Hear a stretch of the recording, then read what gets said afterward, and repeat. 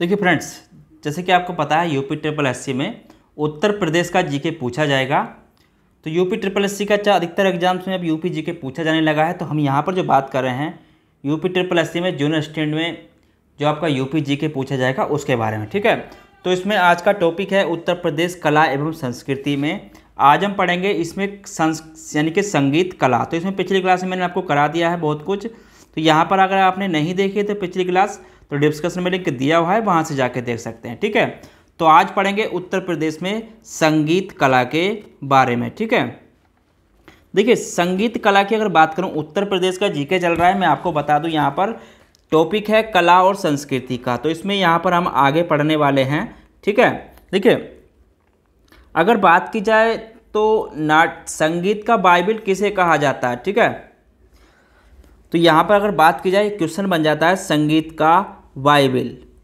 Question पूछ लिया जाता है संगीत का बाइबल।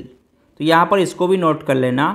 अगर पूछे संगीत का बाइबल तो किसे कहा जाता है? भरत मुनि के नाट्य शास्त्र को, ठीक है। इसे किसे कहा जाता है?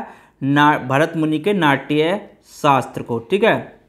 तो यहाँ पर इस चीज़ को भी नोट कर लेना, भरत मुनि के नाट्य शास्त्र को, ठीक है। भरत मुनि के नाट्य शास्त्र को। तो यहाँ पर ये क्वेश्चन भी नोट करना, ठीक है। नाट्य शास्त्र, नाट्य शास्त्र को। देखिए अगर और यहाँ पे अगर और बात करूँ जो आपका, देखिए यहाँ से जो अमीर खुसरो था उत्तर प्रदेश में, जिसे संगीत का वो माना जाता है, ठीक है। संगीत में अमीर खुसरो का, देखिए तो यहाँ पर जो अमीर खुसरो था, अगर उसकी बात करूँ, अमीर खुसरो, संगीत में अमीर खुसरो, संगीत में अमीर खुसरो का जो जन्म हुआ था ये भी पूछ लिया जाता है, ठीक है। अमीर खुसरो, तो यहाँ पर इस चीज़ को भी नोट करना, ठीक है। अमीर खुसरो, अमीर खुसरो के अगर जन्म की बात करूँ, इसका जन्म, तो इसका जन्म कहाँ हुआ था? पटियाली गांव कासगंज में, ठीक है। अगर इसका जन्म पूछता है तो पटियाली गांव कासगंज, इसको भी यहाँ पर नोट कर लेना, ठीक है। पटियाली गांव कासगंज में इसका जन्म हुआ था, ठीक है, कासगंज में। देखिए यहाँ पे कासगंज कब हुआ अगर ये पूछता है तो एटा, कासगंज, देखिए कासगंज एटा, ठीक है। कासगंज कहाँ पड़ता है आपका? एटा में, ठीक है। कासगंज एटा में ये पड़ता है आपका। तो यहाँ पर इसको भी नोट कर लेना, ठीक है। उसके बाद कब हुआ था? तो 1253 ईस्वी में, ठीक है। 1253 ईस्वी में इसका जन्म हुआ था, ठीक है। देखिए यहाँ पे जो संगीत के नए नए आविष्कार हुए तो इसे तूतीय हिंद यानी कि हिंद का तोता भी कहा जाता है, ठीक है। तो इसने वाद्य यंत्र और वीणा पखराज के नए नए संस्करण, सितार, तबला के आविष्कार किए। अब इसने क्या किए? अमीर खुसरो ने, यहाँ पर इस चीज़ को नोट कर लेना, यानी कि ये भी पूछ लेता है। तो इसने वाद्य यंत्र, ठीक है, वाद्य यंत्र, वाद्य यंत्र, वीणा, वाद्य यंत्र, वीणा, पखावाज, पखावज, ठीक है, पखावज के नए संस्करण, के नए संस्करण, ठीक है, नए संस्करण, सितार और तबला के आविष्कार किए, ठीक है।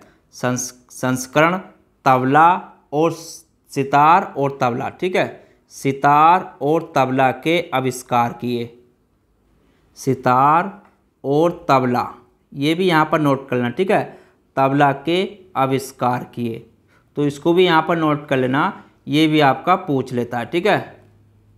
तो ये यहाँ पर इसलिए लिखवा रहा हूँ ताकि आपको क्वेश्चन में कोई भी क्वेश्चन मिले उसको आप आसानी से कर सकते हैं, ठीक है। देखिए इसे अमीर खुसरो को यानी कि तूतीय हिंद, इसे तूतीय हिंद भी कहा जाता है, ठीक है। इसे तूतीय हिंद, ठीक है, तूतीय हिंद, इसे तूतीय हिंद यानी कि हिंद का तोता भी कहा जाता है, ठीक है। यहाँ पर इसको नोट करना, हिंद का तोता, ठीक है, हिंद का तोता कहा जाता है, ठीक है।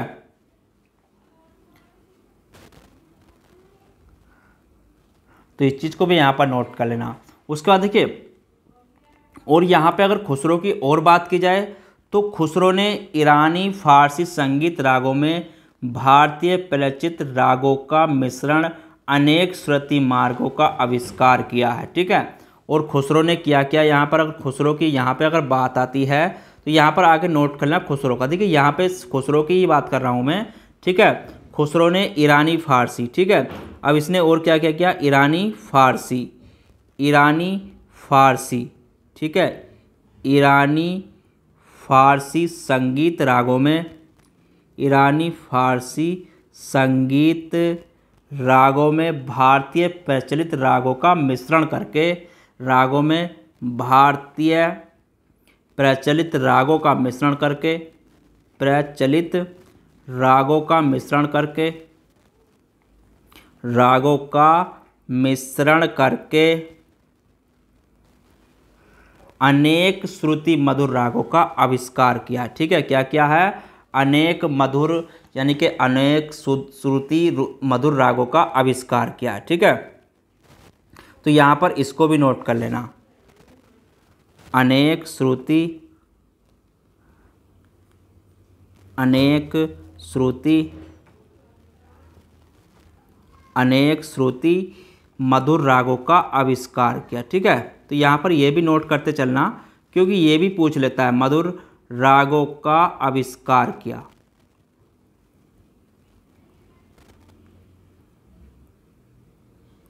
ठीक है, अब उसके बाद यहाँ पे देखिए, जो खुसरो था, खुसरो ने उस समय देश में प्रचलित ध्रुपद गायन शैली में ईरानी संगीत का मिश्रण करके गायन शैली प्रचलित करी। और क्या किया इसने, और इसने खुसरो ने उस समय देश में प्रचलित गायन शैली, खुसरो ने उस समय देश में, उस समय देश में प्रचलित प्रचलित प्रचलित जो थी ध्रुपद गायन शैली, क्या थी, ध्रुपद गायन शैली। ठीक है, ध्रुपद गायन शैली, गायन शैली, गायन शैली। तो इसका क्या क्या, देखिए शैली में ईरानी संगीत का मिश्रण करके, ठीक है, संगीत में ईरानी शैली का मिश्रण करके, ईरानी शैली यानी कि ईरानी संगीत का मिश्रण करके, संगीत का मिश्रण करके, मिश्रण करके जो इसने बनाया वो ख्याल गायन शैली को प्रचलित किया। ठीक है, इसने क्या क्या करके ख्याल गायन शैली को प्रचलित किया। ठीक है, ख्याल गायन शैली को प्रचलित किया, गायन शैली को प्रचलित किया। तो इसको भी यहाँ पर नोट कर लेना, ये भी आपका पूछ लेता है। ठीक है, प्रचलित किया, तो इसको भी यहाँ पर नोट कर लेना। उसके बाद देखिए, उसके बाद इसमें और आगे क्या है, तो जितने भी पॉइंट हैं सारे मोस्ट हैं, इनको नोट करते चलना। ठीक है, और इसने क्या किया, देखिए इसने जो जो यहाँ का हिंदुस्तान में देखिए संगीत का बड़ा, संगीत का यहाँ पर जो, और यहाँ पर था जो, देखिए जो मियाँ गुलाम नबी शौरी था, तो यहाँ पे ख्याल गायकी को सबसे लोकप्रिय, जो क्या यहाँ पर अगर बात करूँ ख्याल गायकी को, तो ख्याल गायकी को लोकप्रिय बनाने के लिए टप्पा शैली यानी कि मियाँ गुलाम नबी शौरी वह बड़ा ख्याल का प्रचलन किया। जौनपुर के सुल्तान थे शाह तुर्की ने। ठीक है, तो जौनपुर के सुल्तान थे, यहाँ पर इसको नोट कर लेना, जौनपुर के सुल्तान, जौनपुर के सुल्तान, तो जौनपुर के सुल्तान थे हुसैन शाह सरकी। ठीक है, कौन थे, हुसैन शाह सरकी। ठीक है, सुल्तान थे हुसैन शाह सरकी, हुसैन शाह सरकी। तो हुसैन शाह सरकी ने ख्याल गायकी को लोकप्रिय बनाने के लिए ख्याल गायकी को, ख्याल गायकी को, ख्याल गायकी को लोकप्रिय बनाने के लिए, ठीक है, लोकप्रिय बनाने के लिए, लोकप्रिय बनाने के लिए इन्होंने क्या किया, टप्पा शैली। ठीक है, इन्होंने क्या किया, टप्पा शैली जो थी, टप्पा शैली, ठीक है। तो इसको यहाँ पर नोट कर लेना, टप्पा शैली क्या थी, टप्पा शैली, ठीक है। टप्पा शैली को देखिए, टप्पा शैली की अगर बात करूं तो मियाँ गुलाम नबी सोरी वह ख्याल यानी कि टप्पा शैली वह बड़ा ख्याल का प्रचलन किया, ठीक है। टप्पा शैली वह आपका बड़ा ख्याल का प्रचलन किया, तो यहाँ पर इसको भी नोट कर लें, ठीक है। बड़ा ख्याल का प्रचलन किया, बड़ा ख्याल का प्रचलन किया, तो यहाँ पर इसको भी नोट कर लेना, ठीक है। उसके बाद देखिए यहाँ पे जो जितने भी संगीत से संबंधित है, उसके बाद यहाँ पे एक चीज़ और नोट करना, देखिए कथक नृत्य में ठुकरी यानी कि ठुमरी गायन को समावेशी जो मिला है वो बिंदानीन अवध ने किया था, ठीक है। कथक नृत्य को यहाँ पर अगर बात करूँ, कथक नृत्य में ठुमरी गायन का समावेश, ठीक है, क्या था, ठुमरी गायन का समावेश, ठीक है, गायन का समावेश।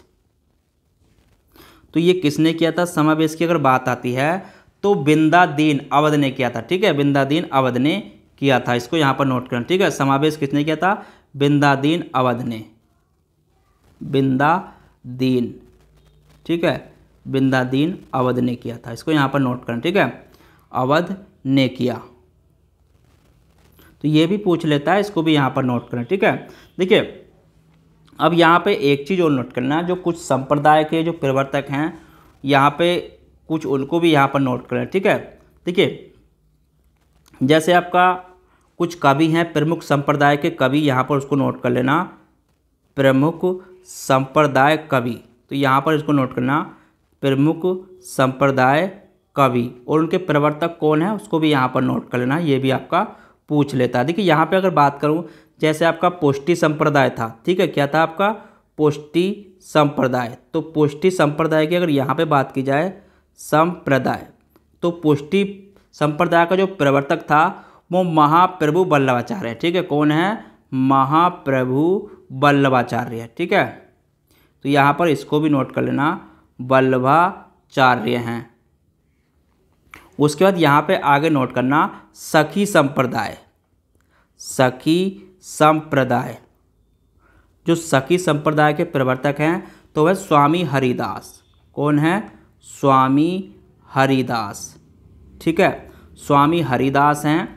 उसके बाद यहाँ पे एक चीज़ और नोट करना, अष्टछाप कवि कौन है, ठीक है, अष्टछाप कवि, तो अष्टछाप कवि की अगर बात आती है तो अष्टछाप कवि हैं आपके विट्ठलनाथ, ठीक है, विट्ठलनाथ, विट्ठलनाथ संस्थापक, ठीक है। तो इसको भी यहाँ पर नोट कर लेना, ये भी आपका पूछ लेता है। उसके बाद यहाँ पे एक चीज़ नोट करना, अष्टछाप कवि भक्तकालीन की अगर बात करूँ यहाँ पर, अष्टछाप कवि भक्तकालीन, ठीक है, अष्टछाप कवि भक्तिकालीन, तो यहाँ पर इसको भी नोट कर लेना, भक्तिकालीन के कौन कौन से हैं, ठीक है, तो उसको भी यहाँ पर नोट कर लेना, ठीक है, भक्तिकालीन। तो इसमें जो कवि हैं अगर उनके नाम की यहाँ पे बात की जाए तो जैसे आपका सूरदास हो गया, ठीक है, जैसे कौन हो गया आपका सूरदास, तो यहाँ पर इसको नोट कर लेना, तो कौन है आपका सूरदास हो गए जैसे, ठीक है, या आपके नंददास हो गए, नंददास, नंददास हो गए, परमानंद दास हो गए, परमानंद दास, तो यहाँ पर इनको भी नोट करना, ठीक है, परमानंद दास हो गए, या आपके कुंभन दास हो गए, ठीक है, कुंभन दास, तो ये भक्ति अष्टछाप कवि भक्तिकालीन के कवि हैं। या चतुर्भुज दास हो गए, ठीक है, चतुर्भुज दास, चतुर्भुज दास, तो इनको नोट करते चलना, ठीक है, चतुर्भुज दास हो गए, या छीत स्वामी हो गए, क्या हो गए आपके छीत स्वामी, छीत स्वामी हो गए, या आपके कहूँ गोविंद स्वामी भी हैं, ठीक है, गोविंद स्वामी, तो गोविंद स्वामी भी हैं और कृष्णदास भी हैं, तो इसको भी यहाँ पर नोट कर लेना, ये भी आपका पूछ लेता है एग्जाम्स में, ठीक है, यानी कि अष्टछाप भक्तिकालीन कवि कौन हैं, तो इसको भी यहाँ पर नोट कर लेना। देखिए इसमें अगर एक चीज़ बात करूँ यहाँ पर, जो स्वामी हरिदास हैं उनके जन्म की यहाँ पे अगर बात करूँ, स्वामी हरिदास जो सखी संप्रदाय के, इनके जन्म की अगर बात करूँ, इनका जन्म, ठीक है, यानी कि जन्म की बात की जाए यहाँ पर स्वामी हरिदास की, तो यहाँ पर अगर बात करूँ जन्म स्वामी हरिदास की, ठीक है, स्वामी हरिदास का जन्म कहाँ पर हुआ था, स्वामी हरिदास। अगर इनके जन्म की बात की जाए तो इनका जो जन्म स्थान है वो हरिदासपुर अलीगढ़ है, ठीक है। तो इनका जन्म स्थान कहाँ पर आपका हरिदास का, अगर इसकी बात की जाए तो यानी कि जन्म स्थान क्या है स्वामी हरिदास का, तो वो हरिदासपुर अलीगढ़। तो यहाँ पर इसको भी नोट कर लेना, हरिदासपुर अलीगढ़, ठीक है, हरिदासपुर अलीगढ़ इनका जन्म स्थान है, ठीक है। तो इसको भी यहाँ पर नोट कर लेना, जन्म स्थान।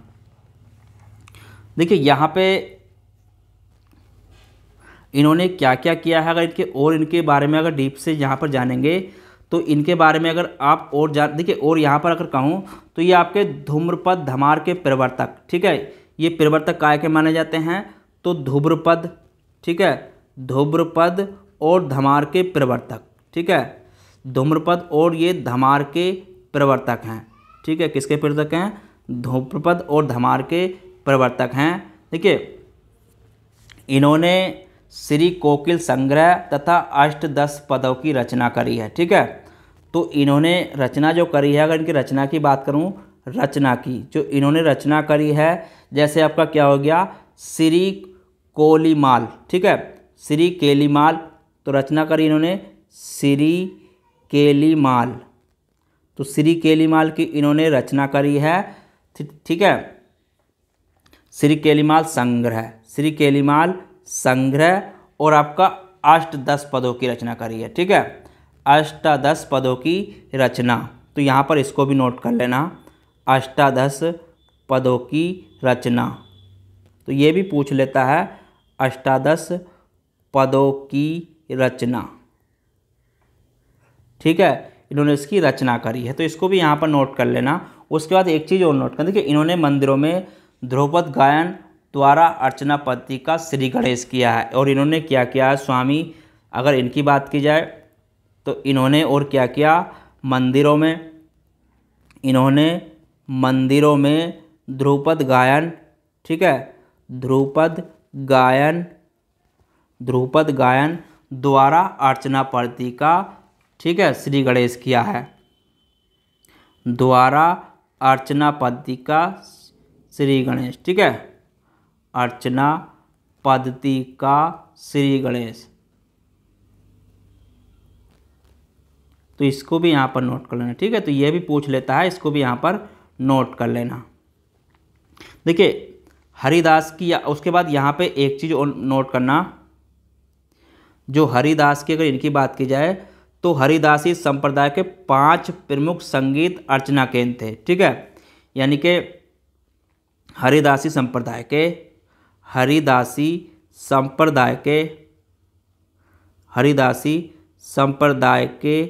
5 मुख्य संगीत अर्चना केंद्र थे। क्या थे?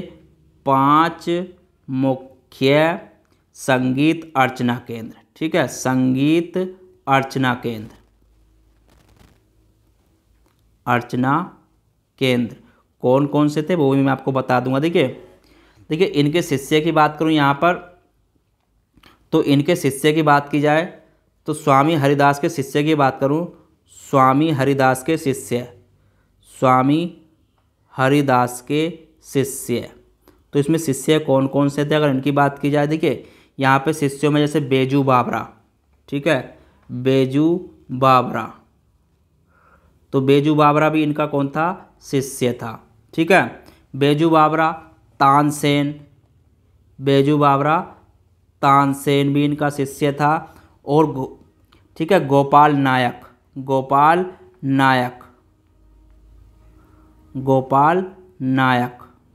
नायक भी इनका शिष्य था, और दिवाकर पंडित, ठीक है, दिवाकर पंडित, सोमनाथ पंडित,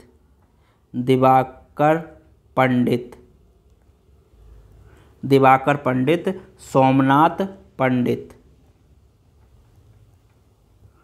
सोमनाथ पंडित, और थे शोरसेन। ठीक है, तो इसको भी यहाँ पर नोट कर लेना, शोरसेन। देखिए यहाँ पे बैजू बावरा का संबंध की अगर बात करूँ तो ये गुजरात से था इनका संबंध। ठीक है, गुजरात से। अगर तानसेन की बात करूँ तो तानसेन आपका ग्वालियर।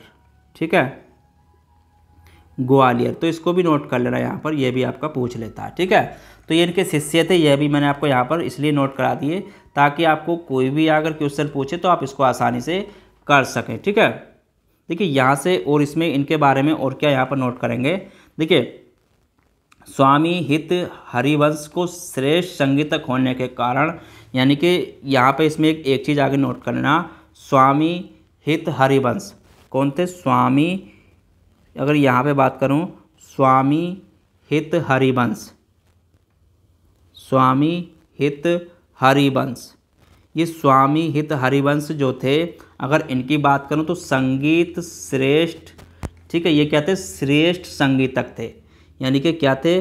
श्रेष्ठ संगीतक। तो यहाँ पर इसको भी नोट कर लेना, श्रेष्ठ संगीतक थे। ठीक है, तो इन्हें इस होने संगीत होने के कारण, ठीक है, इसके कारण ही श्रेष्ठ संगीत होने के कारण, इसके कारण ही इन्हें जो माना जाता था वो कृष्ण बंसी का अवतार माना गया। ठीक है, क्या माना गया? कारण इन्हें कृष्ण की बंसी का अवतार माना जाता। ठीक है, कृष्ण की बंसी का अवतार, तो यहाँ पर इस चीज़ को भी नोट कर लेना, कृष्ण की बंसी का अवतार,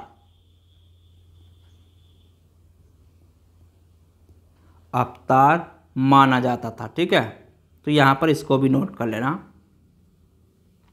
उसके बाद देखिए जो यहाँ पे एक पॉइंट और है, जो ध्रुपद धमार की प्रसिद्ध गायिका थी ताज बेगम ने बिठुल नाथ से दीक्षा ली थी। जो यानी कि जो ताज बेगम थी उसने क्या किया था, जो ध्रुपद धमार की यानी कि प्रसिद्ध गायिका थी, ध्रुपद धमार की प्रसिद्ध गायिका, यहाँ पर अगर बात करूँ ध्रुपद धमार, ठीक है, ध्रुपद धमार की प्रसिद्ध गायिका, प्रसिद्ध गायिका तो कौन थी? अगर ये पूछा जाता है तो वो कौन थी? आपकी ताज बेगम। ठीक है, कौन थी? ताज बेगम, ताज बेगम। और इसने जो दीक्षा ली थी ताज बेगम ने, वो बिठुल नाथ से दीक्षा ली थी। ठीक है, किससे ली थी? बिठुल नाथ से दीक्षा ली थी। ठीक है, तो इसको भी यहाँ पर नोट कर लेना, बिठुल नाथ से दीक्षा ली थी। ठीक है, बिठुल नाथ से दीक्षा ली थी। ठीक है, तो ये भी पूछ लेता है, इसको भी यहाँ पर नोट कर लेना। ठीक है, तो आज के देखिए जितने भी पॉइंट हैं सारे मोस्ट हैं, इनको नोट करते चलना। देखिए जितने भी क्वेश्चन पूछे जाते हैं वो आपके अधिकतर जितने भी पूछे जाएंगे मैं आपको सारे करा दूंगा, ऐसा कोई क्वेश्चन नहीं बचेगा जो आपका एग्जाम्स में आए आप ना कर पाए। ठीक है, तो पॉइंट टू पॉइंट इनको नोट करते चलना, उससे क्या होगा? देखिए यहाँ पे पॉइंट टू पॉइंट नोट करने से आपको आसानी रहेगी समझने में भी। ठीक है, तो यहाँ पर कुछ मैं आपको कल जो कराऊंगा वो देखिए राज्य के प्रमुख संगीत घराने, इसमें आगे टॉपिक में कराऊंगा आपको राज्य के प्रमुख संगीत घराने। ठीक है, तो कल के टॉपिक में यहाँ से मैं आपको आगे करा दूंगा राज्य के प्रमुख संगीत घराने। ठीक है, तो यहाँ पर इसको नोट कर लेना, संगीत घराने में कल इसको आपको करा दूंगा। ठीक है, तो थोड़ा थोड़ा मैं आपको लिखवाता हूँ ताकि आपको समझने में आसानी रहे। तो यहाँ पर जितने भी घराने हैं वो राज्य के प्रमुख संगीत घराने, वो मैं यहाँ पर सारे करा दूंगा कल। तो आज के टॉपिक में इतना ही रहने देते हैं, कल मिलेंगे इसमें राज्य के प्रमुख संगीत घराने के टॉपिक के साथ। तो चैनल पर नए हो सब्सक्राइब कर लेना, पिछली क्लास नहीं देखी है तो डिस्क्रिप्शन में लिंक दिया हुआ है, वहाँ से जाके आप देख सकते हैं। तो मिलते हैं कल, जब तक के लिए धन्यवाद।